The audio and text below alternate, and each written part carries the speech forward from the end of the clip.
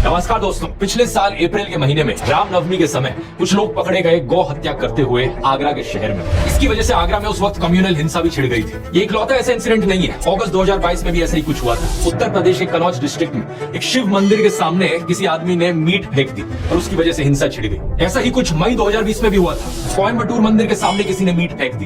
फरवरी 2024 उत्तर प्रदेश के मुरादाबाद में कुछ लोग गौ हत्या काउस की स्लॉटरिंग करते हुए पकड़े गए। ये सारी खबरें सुनकर एक चीज आपके दिमाग में जरूर आएगी, आखिर ये कौन लोग हैं जो हिंदुओं की भावनाओं को ठेस पहुंचा रहे हैं और हिंदुओं को भड़काने की कोशिश कर रहे हैं। इसका जवाब वो नहीं जो शायद आप सोच रहे हो। पहली खबर का न्यूज आर्टिकल देखिए। यूपी पुलिस के अनुसार गौ हत्या के पीछे असली जिम्मेदार थे हिंदू महासभा के कुछ कार्यकर्ता जो हिंसा भड़काना चाह रहे थे। दूसरी खबर, शिव मंदिर के सामने मीट फिकवाई चंचल त्रिपाठी नाम के एक आदमी ने। इसने एक मुस्लिम कसाई को इसके लिए 10,000 रुपए दिए थे। इसके पीछे कारण था कि वहां के एसएचओ हरिश्याम सिंह के खिलाफ बदला लेना चाह रहा था। तीसरी खबर, कोयम्बटूर के मंदिर के सामने मीट फेंकने वाला आदमी था हरिराम प्रकाश, एक unemployed civil engineering graduate. Police के अनुसार ये मेंटली डिस्टर्ब था। चौथी खबर, गौ हत्या के पीछे मुरादाबाद में यूपी पुलिस ने अरेस्ट किया 4 लोगों को, जिनमें से एक था बजरंग दल का लीडर। ये एक मुसलमान आदमी को एक झूठे केस में फंसाने की कोशिश कर रहे थे, इसलिए इन्होंने खुद गौ हत्या कर दी। हैरानी की बात यह कि ये काम करने के लिए इन्होंने खुद एक मुस्लिम आदमी की मदद ली। इन खबरों के पीछे की सच्चाई सुनकर अगर आप हैरान हो रहे हो तो आराम से बैठ जाओ। अगर हमारे देश में एक भयंकर माफिया चलाया जा रहा है व्हाट्सएप और मीडिया के जरिए, जिसका सिर्फ एक मकसद है, सभी हिंदुओं को ब्रेन वॉश करना और तानाशाह के हाथों कठपुतली बना देना। मैंने पिछले वीडियो में समझाया था दोस्तों कि कैसे किसी भी देश का कोई भी डिक्टेटर हो, वो हमेशा देश की मेजॉरिटी कम्युनिटी को अपना टारगेट बनाता है। भारत के केस में मेजॉरिटी कम्युनिटी है हम हिंदुओं की, और हमें ब्रेन वॉश करने के लिए जो व्हाट्सएप पर माफिया चल रहा है वो 4 डिपार्टमेंट्स पर काम करता है। पहला डिपार्टमेंट जो आपके अंदर गर्व और अहंकार भरता है। कहा जाता है कि आप हिंदू कितने महान हो, specially so called upper caste हिंदुओं को एक गर्व दिया जाता है। चाहे आपने कुछ पर्सनल लाइफ में अचीव किया हो या ना किया हो, आपको कहा जाता है कि आप महान हो क्योंकि आप इस जात इस धर्म में पैदा हुए। हिंदू धर्म में जिस व्यक्ति का जन्म होता है वो व्यक्ति बहुत ही भाग्यशाली होता है। दूसरा डिपार्टमेंट कहता है कि आप पर सदियों से अत्याचार हुआ है, ये देखो आप कितने बड़े विक्टिम हो। तीसरा डिपार्टमेंट, आप खतरे में हो, देखो हमें उन लोगों से खतरा है, वो कभी भी आकर हमें खत्म कर सकते हैं। और चौथा डिपार्टमेंट जो नरेंद्र मोदी को मसीहा बनाता है, आपको कहा जाता है कि अगर आपको कोई बचा सकता है तो सिर्फ वही एक इंसान है जो आपको आकर बचाएंगे, इसलिए सिर्फ उन्हें ही वोट दो। दुनिया का सबसे बेस्ट प्राइम मिनिस्टर है। बाप जो पैदा किया उससे बड़ा मोदी, उतना वो भगवान है। भगवान भारत भी भगवान का वरदान बन के आए हैं। इस वीडियो में तीसरे और चौथे डिपार्टमेंट को गहराई से समझते हैं, ये जानने के लिए कि लोगों को क्या क्या दिखाया जाता है उन्हें ब्रेन वॉश करने के लिए।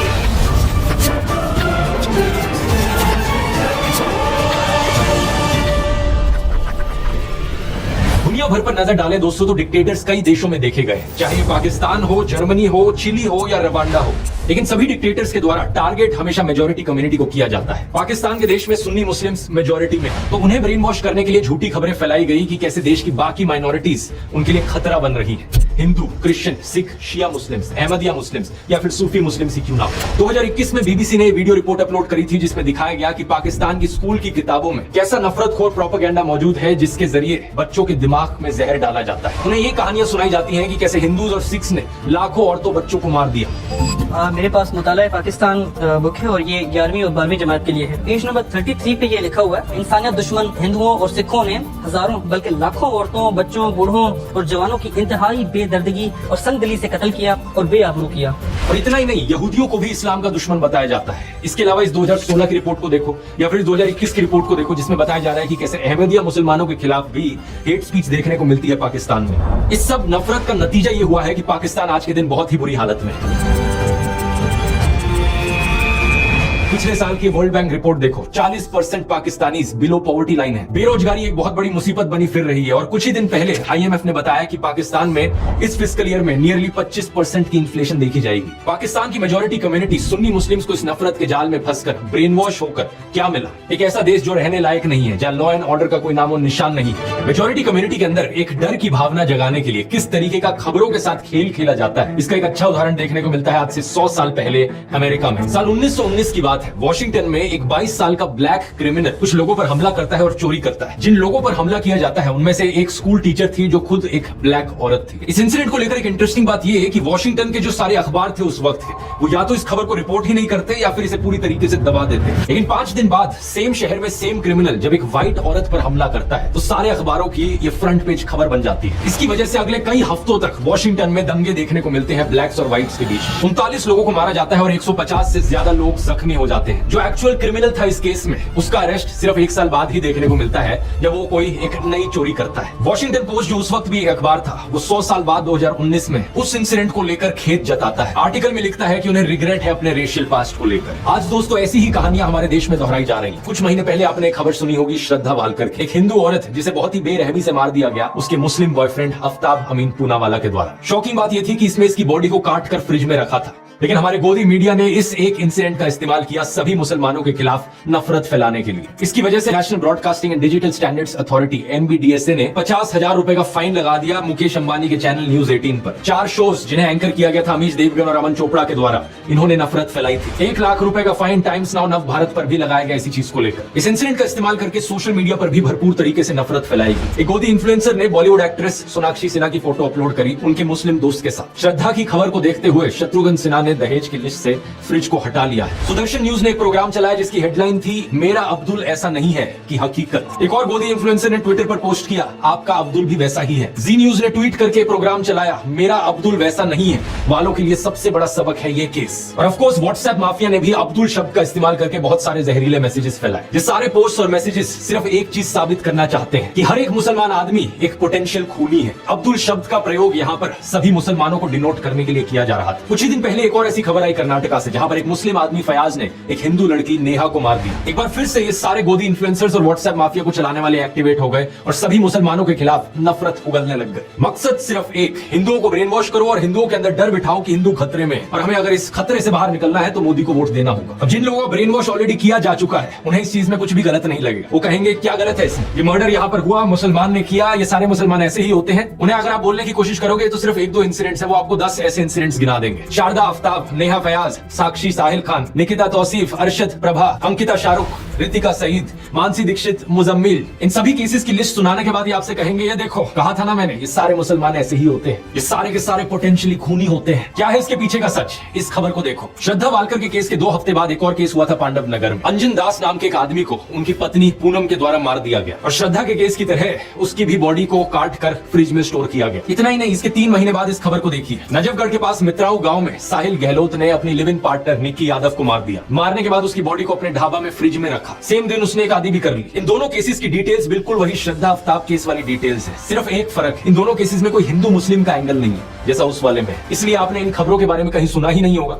और ना ही मीडिया वालों ने इस खबर को चलाया होगा। इस रिपोर्ट को देखिए, बिहार के वैशाली डिस्ट्रिक्ट में अमन कुमार सिंह ने एक 17 साल की लड़की सोनम परवीन को मार डाला। हिंदू लड़का मुस्लिम लड़की, इसलिए गोदी मीडिया इसकी बात करेगा ही नहीं। न्यूज 18 हिंदी की वेबसाइट पर एक खबर जरूर छपी, लेकिन इन्होंने लड़के का नाम नहीं लिखा। बस ये लिखा कि हत्या के पीछे प्रेम प्रसंग की आशंका जताई जा रही है। यूपी के शामली डिस्ट्रिक्ट से इस खबर को देखिए। नाइमा उर्फ ईशा अपने घर से भाग गई और एक लव मैरिज करी अंशु के साथ। अंशु एक शार्प एज हथियार से ईशा पर हमला करता है और इसे मारने के बाद उसकी बॉडी कुएं में फेंक देता है। वहां के एसपी ने इंटरोगेशन के बाद बताया कि हस्बैंड अंशु ने अपना गुनाह कबूल किया। रसूलपुर गांव की इस न्यूज रिपोर्ट को देखिए। 20 साल की गुलनाज खातून को जिंदा जला दिया गया एक आदमी और उसके दोस्तों के द्वारा, क्योंकि उसने मैरिज प्रपोजल रिफ्यूज कर दिया था। यहाँ अक्यूज्ड कौन था? सतीश कुमार राय। पिछले साल जब साक्षी और साहिल खान की खबर मीडिया में फैलाई जा रही थी तो उससे कुछ दिन पहले एक और वैसा ही इंसिडेंट हुआ था। बिहार का एक लेबरर रामानुज साहू सूरत गया अपने परिवार से मिलने। उसका अपनी पत्नी रेखा के साथ झगड़ा हुआ और उसने रेखा पर 10 बार चाकू से वार किया। जब उसकी 19 साल की बेटी ने अपनी मां को बचाने की कोशिश करी तो उसने उसे भी मार डाला। नजफगढ़ की इस खबर को देखिए। विपुल सिंह नाम का आदमी खुले में धमकी देता है कि वो मुसलमान औरतों को मोलेस्ट करेगा और मारेगा। दिल्ली पुलिस और NCW ने इस पर कॉग्निसेंस भी लिया।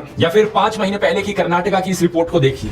39 साल का आदमी प्रवीण अरुण, इसने अपनी 21 साल की एयर होस्टेस कोलीग आयनाज के साथ दोस्ती करी। जब आयनाज ने इससे कम्युनिकेट करना बंद कर दिया, ये उसके घर में गया और उसे मार डाला। और इसके बाद इसने उसकी मां को भी मार डाला, उसकी बड़ी बहन को भी मार दिया और उसके छोटे भाई 14 साल के उसको भी मार दिया। फिर से हिंदू आदमी है, मुस्लिम औरत है, तो गोदी मीडिया इसकी बात नहीं करेगा, ना ही आपको व्हाट्सएप पर सुनने को मिलेगी। 20 दिन पहले की इस खबर को देख लीजिए। 26 साल की रुखसार उर्फ रिया को उसके लिव इन पार्टनर ने मार डाला और उसकी बॉडी को एक कबर्ड में स्टफ कर दिया। अक्यूज्ड कौन था? विपुल टेलर नाम का आदमी।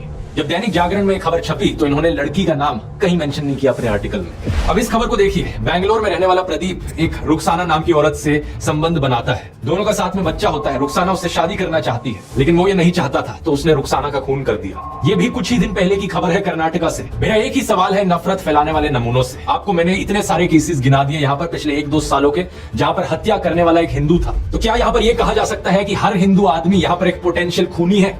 ऑब्वियसली नहीं कहा जा सकता। देश में 55 से 60 करोड़ हिंदू आदमी रहते हैं। इन 20-30 केसेस को लेकर जनरलाइज नहीं किया जा सकता कि सारे हिंदू लड़के ऐसे होते हैं, और ठीक इसी तरीके से मुसलमानों को भी जनरलाइज नहीं किया जा सकता। देश में रहने वाले करोड़ों मुस्लिम आदमी है, सारे के सारे पोटेंशियल किलर नहीं होते। ये एज्यूम करना एक बहुत ही बेवकूफी वाली चीज है, और ये आपका नफरत खोर माइंडसेट दिखाती है। अगर आपको ऐसा लगता है तो बड़े अफसोस की बात है, मुझे कहना पड़ रहा है कि आपका ब्रेन वॉश हो चुका है। एनसीआरबी की रिपोर्ट क्राइम इन इंडिया 2022 के अनुसार देश में 4.5 लाख क्राइम्स हुए हैं औरतों के खिलाफ इस 2022 के साल में। इन 4.5 लाख क्राइम्स में से 28,522 एफआईआर दर्ज कराई गई मर्डर की, जिनमें से 8,125 फीमेल्स थी। अब एक साल में अगर 8,000 से ज्यादा मर्डर के केसेस हो रहे हैं जहां पर औरतों को मारा जा रहा है, तो ऑब्वियस सी बात है इनमें से कुछ मर्डर्स ऐसे होंगे जो एक मुसलमान आदमी ने किए होंगे, कुछ ऐसे होंगे जो एक हिंदू आदमी ने किए होंगे। हर तरह के परम्यूटेशन कॉम्बिनेशन यहाँ पर आपको मिल जाएंगे। हिंदू आदमी हिंदू औरत, मुस्लिम आदमी मुस्लिम औरत, हिंदू आदमी मुस्लिम औरत, या मुस्लिम आदमी हिंदू औरत। और सिर्फ हिंदू मुस्लिम ही नहीं, सभी धर्मों के आपको कॉम्बिनेशन मिल जाएंगे, क्योंकि 8,000 यहाँ पर बहुत बड़ा नंबर होता है। प्रॉब्लम यह है कि जिन लोगों का ब्रेन वॉश हो चुका है, उनकी आवाज सिर्फ तब निकलती है जब उन्हें दिखता है कि हत्या करने वाला एक मुस्लिम आदमी था और जिसकी हत्या हुई वो एक हिंदू औरत थी। लेकिन इन सब लोगों के मुंह पर चुप्पी लग जाती है जब दिखता है कि यहाँ एक हिंदू औरत को हिंदू आदमी के द्वारा मारा गया, या फिर एक मुस्लिम औरत को हिंदू आदमी के द्वारा मारा गया। किसी भी नॉर्मल इंसान में अगर इंसानियत है तो वो इन सभी केसेस के खिलाफ आवाज उठाएगा जहां जहां औरतों का अत्याचार हो रहा है। कोई भी सेंसिबल आदमी यहाँ पर कहेगा सरकार को कि यहाँ सारे क्राइम्स को क्यों नहीं रोका जाता जो सारी औरतों के खिलाफ हो रहे हैं। असलियत में सोल्यूशन ढूंढने की जरूरत है इस चीज को लेकर। ऐसा तो होगा नहीं कि पुलिस एक एरिया को सेफ बनाएगी सिर्फ हिंदू औरतों के लिए और मुस्लिम औरतों के लिए वो एरिया अनसेफ रहेगा। अगर किसी एरिया को सेफ बनाना है तो सभी औरतों के लिए वो सेफ बनेगा ना। सेलेक्टिव आउटरीच इन लोगों का सबसे बड़ा हथियार है। अगर आज मैं जस्टिस की डिमांड करता हूं तो मैं नेहा के लिए भी करता हूं और रुखसाना के लिए भी करता हूं। मैं उन सभी हिंदू और मुस्लिम औरतों के लिए जस्टिस की डिमांड करता हूं जिनके खिलाफ अत्याचार हुआ है। पुलिस को यहाँ पर स्पीडी इन्वेस्टिगेशन करने की जरूरत है। देश भर में अगर पुलिस वालों की कमी है तो स्टेट गवर्नमेंट्स को यहाँ पर और पुलिस को रिक्रूट करने की जरूरत है। कोर्ट्स अगर धीरे काम करते हैं तो उन्हें फास्ट ट्रैक ट्रायल करने की जरूरत है। तारीख पे तारीख देना उन्हें बंद करना होगा, और खून करने वाला चाहे हिंदू हो या मुसलमान हो, उन सबको स्ट्रिक्टेस्ट पनिशमेंट दी जानी चाहिए। अब मैं इन बीजेपी वालों को चैलेंज करता हूं कि ये सेम चीज बोलकर दिखाएं। इनका एक भी नेता, एक भी कार्यकर्ता ये सेम चीज बोल नहीं पाएगा, हिम्मत ही नहीं होगी, क्योंकि अगर इन्होंने ये चीज बोल दी तो इनका पूरा का पूरा सिस्टम खत्म हो जाएगा। हिंदुओं को ब्रेन वॉश करने का इनका यही तरीका है, और इसके बिना इनका धंधा नहीं चलेगा। अरे किसी और धर्म की औरत को लेकर जस्टिस की डिमांड करे वो तो बहुत दूर की बात है। ये हिंदू औरतों के लिए भी जस्टिस की डिमांड नहीं करेंगे अगर इन्हें देखा कि बीजेपी इन्वॉल्व है कहीं पर। अगर किसी हिंदू औरत को किसी हिंदू आदमी के द्वारा मारा गया किसी बीजेपी रूल्ड स्टेट में, या किसी कल्प्रिट का कोई बीजेपी कनेक्शन निकल जाए, तो इनके मुंह बिल्कुल बंद हो जाते हैं। दिसंबर 2019 में देख लो क्या हुआ था जब farmer BJP MLA Kuldeep Singh को कॉन्विक्ट किया गया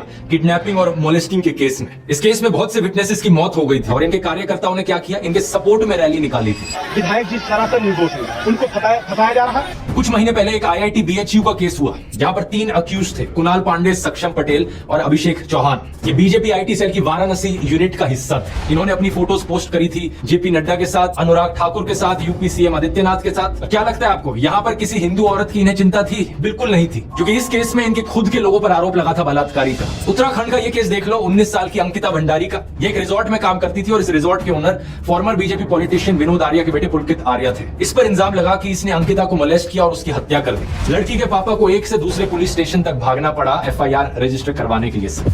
कुछ एक्शन सिर्फ तब लिया गया जब लोकल न्यूज पोर्टल जागो उत्तराखंड में इस मर्डर को हाईलाइट किया, लेकिन बाद में पता है क्या हुआ? इस न्यूज पोर्टल के जर्नलिस्ट आशुतोष नेगी को ही पुलिस अरेस्ट कर लेती है, ये कहकर कि इसके इंटेंशंस पर हमें शक होता है।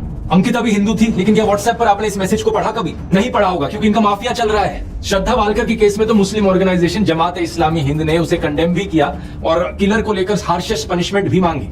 नेहा फयाज के केस में अंजुमन इस्लाम कम्युनिटी के मेंबर्स ने कर्नाटका चीफ मिनिस्टर को लेटर भी लिखा, ये कहते हुए कि हम अक्यूज फयाज के खिलाफ सीवियर पनिशमेंट की मांग करते हैं। लेकिन जो व्हाट्सएप फॉरवर्ड्स आपके फोन में हर दिन हर शाम को आ रहे हैं, वो व्हाट्सएप फॉरवर्ड्स आपको ये चीजें नहीं बताएंगे, क्योंकि उनका मकसद सिर्फ आपको ब्रेन वॉश करना है। वो सिर्फ आपके दिल के अंदर डर की भावना जगाना चाहते हैं कि आपको डर लगे मुसलमानों से, और फिर इस डर के मारे आकर आप मोदी को वोट दो। मुझे बड़ा बुरा लगता है कहते हुए कि हमारे देश के प्रधानमंत्री के पास भी अब और कुछ बचा नहीं है। अब उन्होंने भी अपने भाषणों में ऐसे झूठ फैलाने शुरू कर दिए हैं कि हिंदुओं के अंदर डर बैठे और डर के मारे वो उन्हें वोट करें। ये संपत्ति इकट्ठी करके किसको बांटेंगे? जिनके ज्यादा बच्चे हैं उनको बांटेंगे, घुसपैठियों को बांटेंगे। पहली बात, कांग्रेस के पूरे मैनिफेस्टो में हिंदू और मुस्लिम शब्द का कहीं कोई जिक्र नहीं किया गया है, और ना ही वेल्थ रीडिस्ट्रीब्यूशन शब्द आपको पूरे मैनिफेस्टो में कहीं मिलेगा। मेरी बात पर यकीन नहीं होता, आप इनका मैनिफेस्टो खुद जाकर देख सकते हो। कांग्रेस की वेबसाइट पर लिंक मैंने डिस्क्रिप्शन में भी डाल दिया है। कंट्रोल F करके वेल्थ रीडिस्ट्रीब्यूशन सर्च करने की कोशिश करना, कुछ नहीं मिलने वाला। उल्टा कांग्रेस के मैनिफेस्टो में बात करी गई है एजुकेशन की, हेल्थ केयर की, रोजगार की। इन्होंने कहा है कि ये 22 करोड़ लोगों को गरीबी से बाहर निकालेंगे, करोड़ों नौकरियां देंगे। राहुल गांधी ने अपनी स्पीच में भी ऐसा ही कहा था कि जितने रुपए नरेंद्र मोदी ने अडानी को दिए उतने रुपए ये गरीबों को देंगे, मजदूरों को, किसानों को और युवाओं को देंगे। जितना पैसा उन्होंने अरबपतियों को दिया उतना पैसा हम गरीबों को, पिछड़ों को, दलितों को, आदिवासियों को उठा के दे देंगे। दूसरी बात, प्रधानमंत्री ने बड़ी बेशर्मी से मुस्लिम पर वही स्टीरियोटाइप थोप दिया जो इनके व्हाट्सएप माफिया में फैलाया जाता है कि मुसलमान तो हमेशा ज्यादा बच्चे पैदा करते हैं। जब प्रधानमंत्री ये खुद 5 भाई बहन नहीं है क्या? यूपी चीफ मिनिस्टर आदित्यनाथ को देख लो, उनके खुद 3 भाई और 3 बहन है। ये जो परसेप्शन बनाया जाता है कि मुसलमान ज्यादा बच्चे पैदा करते हैं, ये बिल्कुल बकवास परसेप्शन है, क्योंकि सरकारी रिपोर्ट्स को आप देखोगे तो ज्यादा बच्चे पैदा करना इसका फीमेल लिटरेसी से रिलेशन है। लक्षद्वीप में 96% लोग मुस्लिम है, लेकिन वहां की फीमेल लिटरेसी हाई है, इसलिए वहां का फर्टिलिटी रेट बहुत कम है। ऑन एवरेज लक्षद्वीप में एक औरत सिर्फ 1.4 बच्चे पैदा करती है, लेकिन देश भर में ये एवरेज 2 पर है। अब बिहार जैसी स्टेट को देख लो जहां पर फीमेल लिटरेसी सबसे कम है, इसलिए बिहार बर्थ रेट में सबसे ऊपर है। कुछ जगहों पर ये जो लोकलाइज ट्रेंड देखने को मिलता है जहां मुस्लिम्स का फर्टिलिटी रेट थोड़ा सा ज्यादा है बाकी रिलीजन से, इसके पीछे कारण भी लिटरेसी रेट है, क्योंकि हिस्टोरिकली मुस्लिम्स का लिटरेसी रेट हमेशा थोड़ा सा पीछे था, लेकिन अब मुस्लिम्स का बर्थ रेट सबसे तेजी से कम हो रहा है। लेकिन प्रधानमंत्री मोदी को इन फैक्ट से क्या फर्क पड़ता है? उनका तो एक ही फंडा है, झूठ बोलो, झूठ बोलो, झूठ बोलो। हमें सभी हिंदुओं को जागरूक करने की जरूरत है दोस्तों। जब ये डर का माहौल बनाने के लिए इनके पास असली खबरें खत्म हो जाती हैं, तो ये झूठी खबरें फैलाना शुरू कर देते हैं। श्रद्धा वालकर के केस में रशीद खान नाम के एक आदमी का केस निकल कर आया था। एक ऑन ग्राउंड न्यूज रिपोर्टर ने रशीद खान नाम के एक आदमी से बात करी जो श्रद्धा वालकर के मर्डर को जस्टिफाई कर रहा था। उसके खिलाफ एक FIR दर्ज करी गई और जब पुलिस ने उसे अरेस्ट किया तो पता है क्या पता चला? उस लड़के का नाम एक्चुअली में विकास कुमार था। रशीद खान बनने का नाटक कर रहा था वो। एक और ऐसा ही केस सामने आया जब एक फेसबुक पोस्ट वायरल होने लगी राजिया बानो नाम के यूजर नेम के साथ। इस पोस्ट में जस्टिफाई किया जा रहा था कि हिंदू औरतों के खिलाफ कुछ हो तो वो ठीक है, रिवेंज है। कुछ हिंदू अकाउंट्स ने बड़ी आउटरीच करी इसको लेकर कि ये मुसलमान हम लोगों से इतना नफरत क्यों करते हैं। और जब इस चीज का फैक्ट चेक किया गया तो पता लगा कि यूजर नेम गलत था, राजिया की जगह राजिया लिख रखा था। और प्रोफाइल पिक के बारे में सर्च किया तो पता चला कि ये राजिया के यूजर नेम के पीछे एक पवन शर्मा नाम का आदमी था। इस बंदे की एक और पोस्ट मिली तो किसी ने कमेंट कर रखा था, शर्मा जी नाम क्यों बदल लिया? तो उस आदमी ने लाफिंग इमोजीज के साथ रिप्लाई किया, पवन भाई अब मुल्ली बनोगे क्या? सॉरी मुल्ला। और इसने रिप्लाई किया, just wait and watch dear. कुछ लोग नफरत के पागलपन में इतने अंधे हो गए हैं कि ये खुद से नफरत की खबरें फैलाते हैं ताकि इंजाम वहां मुसलमानों पर डाला जा सके, उनकी इमेज को बदनाम किया जा सके। वीडियो के शुरू में मैंने आपको ऐसे ही कुछ किस्से सुनाए थे जहां पर बजरंग दल और हिंदू महासभा के मेंबर्स ने जाकर गौ हत्या करी, और वो भी इसलिए ताकि किसी मुसलमान पर इंजाम डाला जा सके, ये कहकर कि ये देखो ये मुसलमान लोग हैं जो हमारी गौ माता की हत्या करते हैं। यहाँ पर एक बहुत बड़ा खेल खेला जा रहा है दोस्तों। झूठी खबरें कितनी ज्यादा फैलाई जा रही हैं आप यकीन नहीं करोगे। एक यूजर अभिषेक कुमार अपने आप को मोदी का परिवार कहते हैं, ये वीडियो शेयर करते हैं जहां पर कुछ लड़कियां एक आदमी के पीछे भागकर उसे डंडों से मार रही हैं। लिखा जाता है वीडियो कहां से है ये पता नहीं, लेकिन ये देखकर बहुत अच्छा लगा कि हिंदू बेटियों ने लव जिहादियों को सबक सिखाना शुरू कर दिया। अगर सर्च करके देखोगे वीडियो कहां से है, उत्तर प्रदेश का ये इंसिडेंट है 2018 का, और जिस आदमी को मारा जा रहा है उसका नाम है कपिल चौहान, क्योंकि वो लड़कियों को छेड़ा करता था। बात यहाँ पर ये नहीं है कि मुस्लिम ईव टीजर्स नहीं हो सकते, बिल्कुल हो सकते हैं। ऐसे भी मुस्लिम होंगे जो अपनी आइडेंटिटी हिंदू नामों के पीछे छुपा कर रखते हैं और हिंदू लड़कियों को ट्रैप करने की कोशिश करते हैं। जैसे कि जुलाई 2022 का केस यूपी के आजमगढ़ में। ऐसे भी मुस्लिम्स हैं जिन्होंने हिंदू मंदिरों के सामने कुछ गलत किया है, जैसे कि ये वेस्ट बंगाल टेंपल का केस जहां पर एक मुस्लिम आदमी ने उसके सामने पेशाब कर दिया था। लेकिन बात मैं यहाँ पर ये कहना चाह रहा हूँ कि लॉ एंड ऑर्डर हमेशा काम करना चाहिए, हर इंसान को पनिशमेंट मिलनी चाहिए, लेकिन आपको जो दिखाया जा रहा है वो सिर्फ एक साइड की खबरें दिखाई जा रही है। और ये जो नफरत फैलाई जा रही है ये सिर्फ मुसलमानों के खिलाफ नहीं है, बल्कि बीजेपी के खिलाफ जो भी आवाज उठाता है उसके खिलाफ सिमिलर तरीके से कैंपेन चलाई जाती है। एग्जाम्पल लेकर देख लो कांग्रेस का। ये खबर सुनी आपने कि कांग्रेस लीडर रशीद अलवी ने राम भक्तों को राक्षस कहकर बुलाया। सिर्फ व्हाट्सएप पर ही नहीं बल्कि इस खबर को तो कई गोदी मीडिया वालों ने भी चलाया था। After Salman Khurshid, another Congress leader sparks a row. Congress नेता Alvi compares those chanting Ram Bhakts to demon. Rashid Alvi साहब ने बोला कि ये जो जय श्री राम बोलते हैं ये सब राक्षस है, लेकिन ये सरासर झूठी खबर थी। सच बात यह है कि रशीद अलवी एक्चुअली में बात कर रहे थे रामायण की। जब मेघनाथ से लड़ते हुए लक्ष्मण अनकॉन्शियस हो जाते हैं और हनुमान उनके लिए जड़ी बूटी लेकर आते हैं, रावण कुछ राक्षसों को भेजता है जो अपने आप को एक साधु की तरह डिस्गाइज कर लेते हैं। कुछ ऐसे राक्षस जो खुद जय श्री राम का नारा लगाते हैं। यही चीज उनके द्वारा कही जा रही थी कि ये कुछ लोग जो राम का नाम ले रहे हैं ये असल में राक्षस हैं साधुओं के फेज में। वो अप्सरा बन जाती है और वो हनुमान जी से कहती है, हनुमान क्यों वक्त खराब कर रहे हो? तुम्हें तो सूरज निकलने से पहले जाना है संजीवनी बूटी लेकर। और ये जो सामने बैठा है जय श्री राम कह रहा है, मुनि नहीं, ये निश्चर घोड़ा, ये मुनि नहीं है, ये तो घोर राक्षस है। मैं आपसे बस इतनी बात कह के अब आपसे विदा लूंगा कि आज भी बहुत लोग जय श्री राम का नारा लगाते हैं, वो सब मुनि नहीं, वो निश्चर घोड़ा। बीजेपी वाले ये बात जानते थे, लेकिन जानबूझ के इनकी स्टेटमेंट को क्लिप किया गया ये दिखाने के लिए कि कांग्रेस मुसलमानों के साथ है, हिंदुओं के खिलाफ बोलती है। रवीश कुमार के साथ भी ये चीज अक्सर करी जाती है। दिल्ली में जब दंगे भड़के थे, शाहरुख नाम के एक आदमी ने गोलियां चलाई थी। व्हाट्सएप पर एक क्लिप काटकर डाली जाती है जिसके ऊपर नीचे कैप्शन लिखा जाता है, आतंकी शाहरुख को बचाने के लिए रवीश ने बताया उसे ब्राह्मण अनुराग मिश्रा। जो ओरिजिनल अनएडिटेड वीडियो है वहां पर रवीश कुमार कह रहे हैं अभी भी जरूरत है कि पुलिस इसकी पहचान को लेकर दोबारा बोले। पुलिस साफ कहती है कि शाहरुख है, मगर आप सोशल मीडिया में देखिए अनुराग मिश्रा बताया जा रहा है। अभी भी जरूरत है कि पुलिस इसकी पहचान को लेकर दोबारा बोले। इसके बाद एक एनडीटीवी रिपोर्टर खुद पुलिस से बात करते हैं और कंफर्म करते हैं कि इस आदमी का नाम शाहरुख ही है। नाम को लेकर कोई स्पष्टीकरण आया कि नाम क्या है?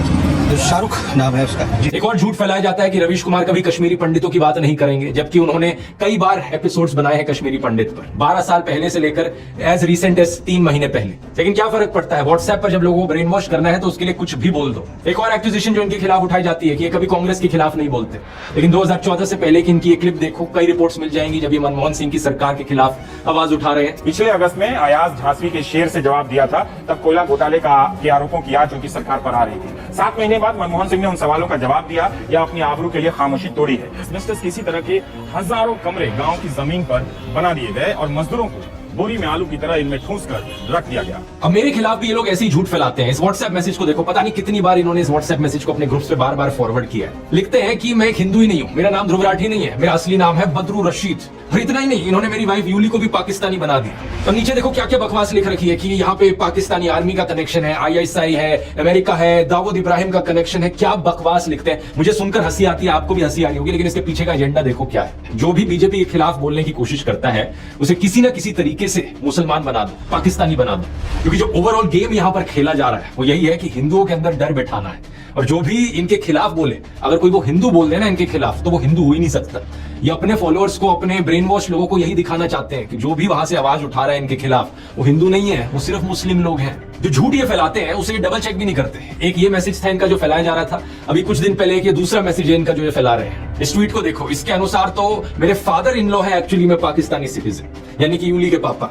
फिर लिखते हैं कि यूली इकलौती बेटी है उनकी। ये चीज भी झूठ है। अगर इन्होंने मेरे व्लॉग्स देखे होते तो इन्हें पता होता कि वो इकलौती नहीं है। मतलब कुछ बिलीवेबल तो हो जो कह रहे हो, लेकिन अनफॉर्चुनेट चीज ये है कि जो लोग ब्रेन वॉश हो चुके हैं इनके माफिया के अंदर आकर, उन्हें इससे फर्क ही नहीं पड़ता। ये एक लॉजिकल सेंसिबल दिखने वाली झूठी कहानियां क्यों बनाने में टाइम वेस्ट करें, जब इनके जो लोग व्हाट्सएप मैसेजेस पढ़ रहे हैं वो इन बेसर पैर की झूठी कहानियों से ही कन्विंस हो जा रहे हैं। व्हाट्सएप माफिया का तीसरा डिपार्टमेंट कुछ इस तरीके से लोगों के अंदर डर बिठाता है कि उनकी सोचने समझने की शक्ति बिल्कुल स्विच ऑफ हो जाती है। इसलिए बहुत जरूरी है लोगों को जागरूक करना इस चीज के बारे में, स्पेशली हिंदू लोगों को जागरूक करना, क्योंकि अगर किसी को सबसे ज्यादा बेवकूफ बनाया जा रहा है यहाँ पर, तो वो हम हिंदुओं को बनाया जा रहा है। इस माफिया के 2 और डिपार्टमेंट्स बचते हैं। आने वाले वीडियोस में उनको भी गहराई से समझेंगे, लेकिन तब तक काम रुकना नहीं चाहिए। हमारा ये संघर्ष देश के संविधान को बचाने के लिए है, देश के लोकतंत्र को बचाने के लिए। और अगर आप उन लोगों में से हो जिन्हें अभी भी लगता है कि नहीं देश में सब ठीक चल रहा है, देश में कोई तानाशाही नहीं है, तो जरा कुछ दिन पहले की इस खबर को देख लो जरा। सूरत की लोकसभा सीट पर क्या हुआ, कांग्रेस के कैंडिडेट को डिस्क्वालीफाई कर दिया गया और वहां बाकी 8 कैंडिडेट्स ने किसी ना किसी बहाने से विड्रॉ कर लिया, यानी कि इलेक्शन होने से पहले ही बीजेपी ने ये सीट जीत ली। इमेजिन कर सकते हो दोस्तों, लाखों लोग जो सूरत में रहते हैं उनका लोकतांत्रिक अधिकार उनसे इस तरीके से छीन लिया गया। इतना ही नहीं, अरुणाचल प्रदेश में भी ऐसा ही कुछ हुआ। बीजेपी ने 10 सीटें ऑलरेडी जीत ली वहां पर इलेक्शन होने से पहले ही। और इस खबर को देखो, जहां पर दिल्ली में वो चुनाव हारने वाले थे उन्होंने इलेक्शन ही नहीं होने दी एमसीडी की। इससे पहले चंडीगढ़ की इलेक्शन में सीधा फ्रॉड करने की कोशिश करी गई थी बीजेपी को जिताने के लिए। मतलब समझ रहे हो आप इस सबका दोस्तों, जो पहले चंडीगढ़ में हुआ, जो आज सूरत में हुआ, वो कल पूरे हिंदुस्तान में होगा अगर इन्हें इसी तरीके से जीतने दिया गया तो। 1 नेशन 1 इलेक्शन तो सिर्फ दिखावे का फंडा लगता है। अगर देश इसी तरीके से आगे बढ़ता रहा तो यहाँ पर जल्द ही 1 नेशन 0 इलेक्शन होगी। चुनाव होने से पहले ही बीजेपी के कैंडिडेट्स जीतते जाएंगे। क्या आप ऐसा देश देखना चाहते हो जहां पर इलेक्शन के कोई मायने ही ना रह जाए? इस चुनाव में दोस्तों हमें अपनी पूरी जी जान लगानी होगी देश के लोकतंत्र को बचाने के लिए। मैंने तो अपना पूरा करियर यहाँ दांव पर लगा दिया है, क्योंकि मैं चुप नहीं बैठ सकता, मैं देश को ऐसी हालत में गिरते नहीं देख सकता। इसलिए मैं बार बार कह रहा हूं, अपनी आवाज उठाओ, क्योंकि शायद दोबारा कभी मौका ना मिले। 3 स्टेप्स में आपको दोबारा से बताना चाहूंगा। स्टेप 1, मेरे व्हाट्सएप चैनल को जाकर ज्वाइन करो। इसका लिंक इस QR कोड में मिल जाएगा, ये लिंक डिस्क्रिप्शन में भी है। अगर ये लिंक आपके लिए खुल नहीं रहा तो व्हाट्सएप ऐप को अपडेट करो अपने फोन पर। चैनल ज्वाइन करने के बाद बेल आइकन दबाओ नोटिफिकेशन का। हमारा मिशन है 100 करोड़। हम व्हाट्सएप पर एक ऐसी आंधी लेकर आएंगे सच की कि इनका ये पूरा व्हाट्सएप माफिया दब जाएगा। स्टेप 2, वोट करना मत भूलना। वोट करना बहुत बहुत जरूरी है। अपने परिवार में, अपने दोस्तों तक ये चीजें पहुंचाओ। और स्टेप 3, जितना आप अपने आसपास के लोगों को जागरूक कर सकते हो करो। वीडियोस बना के करो या घरों से बाहर निकलो, गांव में जाओ, मोहल्लों में जाओ, सड़कों पर घूमो, लोगों तक ये संदेश पहुंचाओ कि देश कितना खतरे में। मुझे नहीं पता अंत में हमारी ये कोशिश सफल होगी या नहीं, लेकिन एक बात जरूर पता है मुझे, मैं अपने आप पर हमेशा गर्व करूंगा कि मैं चुप नहीं बैठा रहा। मैंने अपनी तरफ से पूरी कोशिश करी, आखिरी दम तक कोशिश करी। जय हिंद।